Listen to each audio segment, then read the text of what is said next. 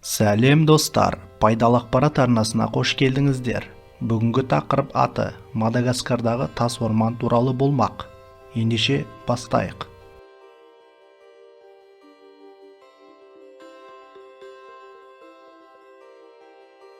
Цинги де Бемараха қорығы. Бемараха үстіртінен Манамбулу өзеніне дейінгі 122 000 шақырым жерді алып жатыр. Қорық Мадагаскардағы қорғауға алынған ең үлкен аумақты құрайды.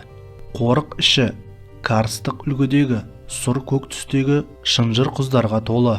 Ұзындығы 50 метрге жететін құздар су мен желдің әсерінен адамнанғысыз пішіндерді емденген. Нәтижесінде көрген көзді таңғалдырып, бас шайқатардай керемет тас ормандар пайда болған.